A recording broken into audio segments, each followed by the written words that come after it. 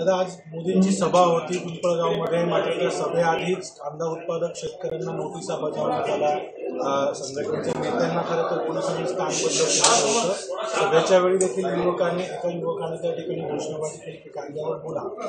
त्या ठिकाणी त्याला पोलिसांनी तातडीने ताब्यात घेतल्यामुळे गोंधळ पण झाला असता। आता या दोन्ही नाशिक मतदारसंघातील दोन्ही उमेदवाराच्या मतदारांपैकी तसे बघितलं तर 13 लाख मतदार हे कांदा उत्पादक शेतकरी आहेत। द्राक्ष उत्पादक शेतकरी वेगळे आणि इतरही सर्व वेगळे। आता कांदा उत्पादक शेतकऱ्याला मोदी साहेबांच्या सभेमध्ये जर बंदी केली असेल त्याच्यावरून एकच कळतं की मोदी साहेबांचा आणि भाजपचा विश्वास हा मतदारांवर कुठं राहिलेला नाही। त्यांना फक्त शोबाजी करायची होती, आम्ही सभा घेऊ शकतो हे दाखवायचं होतं।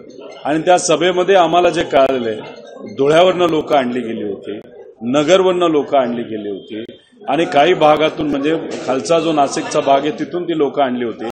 त्यामुळे मतदार कमी आणि कार्यकर्ते काही प्रमाणात तिथं होते। त्यामुळे जी आजची सभा आहे त्याच्यामध्ये उत्साह नव्हता। मोदी साहेबांचं भाषण सुद्धा जर आपण बघितलं त्याच्यामध्ये कुठेही काय नव्हतं, एकदम थोडक्यात भाषण त्यांनी उरकलं आणि तिथून त्यांनी काढता पाय घेतलेला आपण सगळ्यांनी बघितलं। विशेषतः भाषणामध्ये त्यांनी पुन्हा एकदा नकली शिवसेना, नकली राष्ट्रवादीचा उल्लेख केलेला आहे। शिवाय शरद पवार हे कृषी मंत्री असताना त्यांनी शेतकऱ्यांसाठी फार काही केलं, शेतकरी हलाखीच्याच परिस्थितीत अशी। मोदी साहेबांच्या गेल्या 10 वर्षामध्ये शेतकऱ्याचं कुठं भलं झालेलं आपण सर्वांनी बघितलंय का? कांद्याची परिस्थिती काय, दुधाची परिस्थिती काय, सोयाबीन असू द्या, कपाशी असू द्या, त्याच्याचबरोबर आपण बेरोजगारीचं प्रमाण मोदी साहेबांच्या काळामध्ये सगळ्यात जास्त वाढलेलं दिसतंय।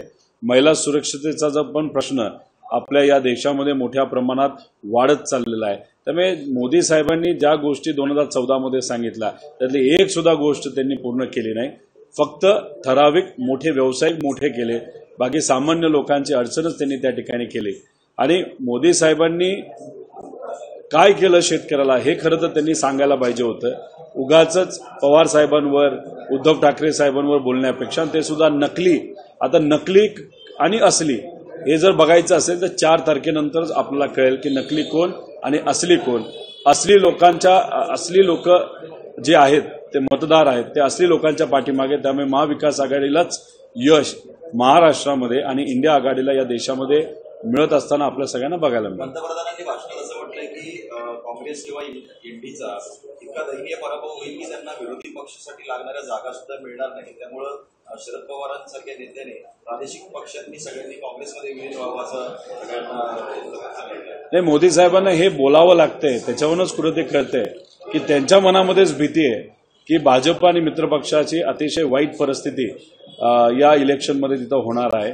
आणि ते होताना सुद्धा आपण बघतोय, जे कुठले सर्वे काढले गेले, जे काही लोकांचं मत तिथं घेतलं, त्याला भाजपला पिछे हाटच होताना आपण सर्वजण बघू शकतो। काँग्रेसने बजेटचे तुकडे केले असं देखील मोदींनी म्हटलेलं आहे। धर्माच्या आधारावर बजेटचे तुकडे काँग्रेसने केले असं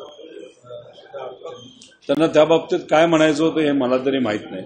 पण सामान्य कुटुंबातल्या लोकांचं नाही तर त्यांचं जे काही घर आहे, त्यांचं जे काही कुटुंब आहे, नक्कीच त्यांना अडचणीत भाजपला आणलं एवढंच मी सांगता येईल। पण ते कुठल्या रेफरन्स घेऊन बोलत होते हे मला तरी सांगता त्यांनी असं म्हटलंय की देशाचं एकूण जे बजेट आहे त्यातलं 15% जो वाटा आहे तो मुस्लिमांना हे बघा, असं काँग्रेसचं भाषणाचे मुद्दे आणि त्यांनी ज्या पद्धतीने काँग्रेसने मुद्दे पुढे घेऊन चाललेले आहेत, त्यांचं जे काही या इलेक्शनचे जे मुद्दे आहेत ते आपल्याला थोडंसं बघावं लागेल। पण मोदी साहेबांचं आपण जर बघितलं तर सुरुवात त्यांनी विकासावर केली, नंतर हिंदू मुस्लिमवर आले, नंतर भटकती आत्मावर आले, नंतर अडाणी आणि अंबानीवर आले आणि आता जर तुम्ही बघितलं तर आमच्याकडे तुम्ही या असं पवार साहेब उद्धव ठाकरे साहेबांना ते बोलत आहेत। त्यामुळे हे जे काही चाललेलं आहे कुठेतरी स्वतःच ते भरकटत चाललेत आणि मेन सामान्य लोकांच्या हिताचे जे मुद्दे आहेत ते बाजूला पडतात त्यांच्या भाषणातून, हे आपल्याला जाणवतं।